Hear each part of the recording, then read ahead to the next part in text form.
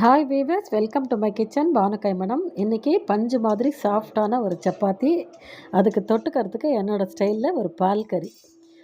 இப்போ அவைலபிளாக இருக்கிற அந்த க்ரீன் வெஜிடபிள் வச்சு சூப்பராக ஒரு பால் கறி பண்ணியிருக்கேன். ரொம்ப டேஸ்டியாக இருந்தது. கண்டிப்பாக ட்ரை பண்ணி பாருங்கள். சப்பாத்திக்கு, ரைஸ்க்குன்னு எல்லாத்துக்குமே ரொம்ப மேட்சாக இருக்கும்.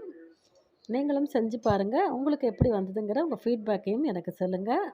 ஆல்ரெடி லேயர் சப்பாத்தி எப்படி பண்ணுறதுன்னு நம்ம சேனலில் வீடியோ இருக்குது. பார்க்காதவங்க செக் பண்ணி பாருங்கள். இந்த மாதிரி 4 ஸ்கொயராக நான் மடித்து இட்டு காமிச்சிருப்பேன். ஆல்ரெடி சேனலில் வீடியோ போட்டிருக்கேன். பார்க்காதவங்க செக் பண்ணி பார்த்துக்கோங்க. இப்போ தான் என்னோடய சேனலை ஃபஸ்ட் டைம் பார்க்குறீங்கன்னா பானு கைமணம் குக்கிங் சேனலுக்கு லைக் போடுங்க, வீடியோவை ஷேர் பண்ணுங்கள், மறக்காமல் சேனலுக்கு சப்ஸ்கிரைப் பண்ணிக்கோங்க. வாங்க இப்போ எப்படி பண்ணுறதுன்னு பார்க்கலாம். ஒரு 3 பச்சை மிளகா, ஒரு சின்ன துண்டு இஞ்சிங்க, ஒரு 3 மலைப்பல் பூண்டு கட் பண்ணி வச்சுருக்கேன், ஒரு பெரிய வெங்காயம். இப்போ ஒரு சின்ன கேரட்டு, ஒரு கைப்பிடி பீன்ஸு, ஒரு பெரிய உருளைக்கிழங்கு, ஃப்ரெஷ் பட்டாணி ஒரு கப்பு. இது 2ஆம் தண்ணி தேங்காய் பால், இது முதல் திக்கு தேங்காய் பால். இப்போ இது செய்கிறதுக்கு அடுப்பில் ஒரு வாணலி வச்சுக்கோங்க. இதுக்கு எண்ணெய் கூட ரொம்ப வேண்டாமுங்க. 2 ஸ்பூன் எண்ணெய் நீங்கள் ஆட் பண்ணிக்கிட்டிங்கன்னா போதும். எண்ணெய் இல்லாத ரொம்ப ஆரோக்கியமான ஹெல்தியான ஒரு பால் கறி என்னோடய ஸ்டைலில் செஞ்சு காமிச்சிருக்கேன். இதில் மசாலா வாசனை கிடையாது. இதுக்குன்னு எந்த மசாலாவும் நம்ம ஆட் பண்ண போகிறதில்ல. வெறும் சோம்பு மட்டும் 1/2 ஸ்பூன் வாசனைக்கு ஆட் பண்ணியிருக்கேன். இது டைஜஷனுக்கும் ரொம்ப நல்லாயிருக்கும். இந்த சோம்பு நல்லா பொரிஞ்சு வந்தோன்னா ஒரு 3 பச்சை மிளகா உடச்சி வச்சுருக்கேன், அதையும் போட்டுக்கோங்க. இப்போது ஒரு சின்ன துண்டு இஞ்சி, ஒரு 3 பல் பூண்டு, ஒரு பெரிய வெங்காயம் எல்லாத்தையும் கட் பண்ணி சேர்த்து வதக்கிக்கிறேன். இது செய்கிறதும் பார்த்திங்கன்னா டோட்டலாகவே ஒரு 15 நிமிஷத்துக்குள்ளே இந்த பால் கறி ரெடி ஆகிடும். இந்த காய்கறி வேகிறதுக்கு மட்டும்தாங்க நமக்கு டைமு, மற்றபடி ரொம்ப சுலபமாக செய்யலாம். சப்பாத்திக்கு என்னடா பண்ணுறது நம்ம சைட் டிஷ்ஷுன்னு யோசிக்கிறவங்க கண்டிப்பாக இதை ட்ரை பண்ணி பாருங்கள். நான் சாப்பிட்டு பார்த்தேங்க, ரொம்ப டேஸ்ட்டாக இருந்தது. என்னோடய ஸ்டைலில் ஒரு பால் கறி. மிளகாத்தூள் கிடையாது, தனியாத்தூள் கிடையாது, அதிக எண்ணெய் கிடையாது, எந்த விதமான மசாலாவும் நீங்கள் இதுக்கு அரைக்க தேவையில்லை. ரொம்ப சூப்பராக இருக்கும்.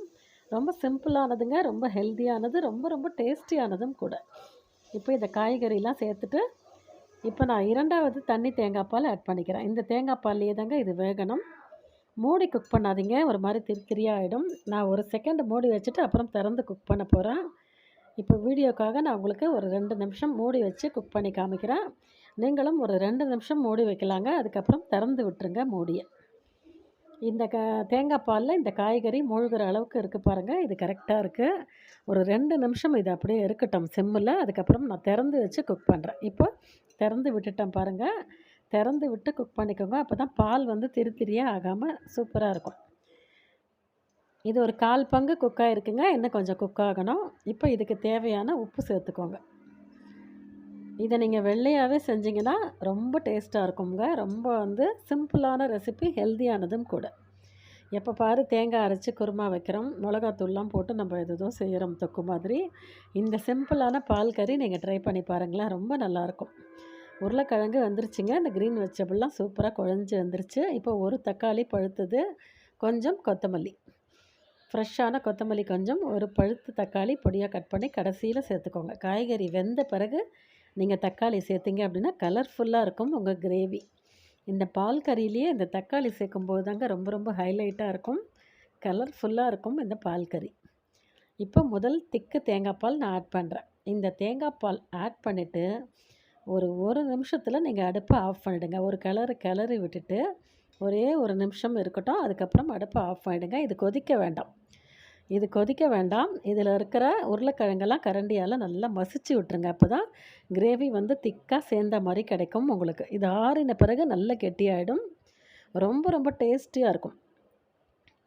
இந்த கரண்டி பின்பக்கத்தால் அந்த உருளைக்கிழங்கு பூரா நான் நல்லா மசிச்சு விட்டுட்டேங்க. அப்போ தான் இது வந்து இந்த கடாயில் இருக்கிற சூடு, அந்த கிரேவியில் இருக்கிற சூடு அந்த முதல் திக்கு தேங்காய் பாலுக்கு போதுமானது.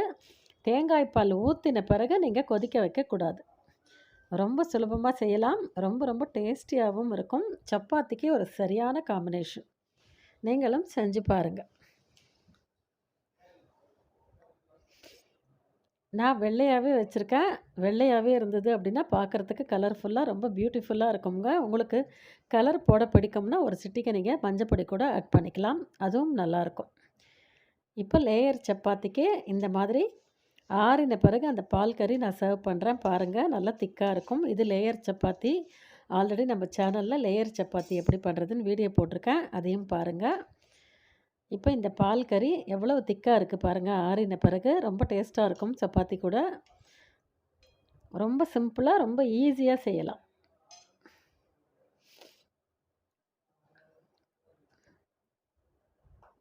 நான் ரவுண்டாகவும் போட்டிருக்கேங்க, ஸ்கொயராகவும் போட்டிருக்கேன். எவ்வளோ சாஃப்டாக இருக்குது பாருங்கள். பஞ்சு மாதிரி மெத்துன்னு இருக்கும். இது சூடாக இருக்கும்போதும் இப்படி தான் இருக்கும், ஆறின பிறகும் சாஃப்டாகவே இருக்கும். ஓகே வியூவர்ஸ், இந்த வீடியோ பிடிச்சிருந்ததுன்னா நம்ம பானு கைமணம் குக்கிங் சேனலை லைக் பண்ணி ஷேர் பண்ணி மறக்காமல் சப்ஸ்கிரைப் பண்ணிக்கோங்க.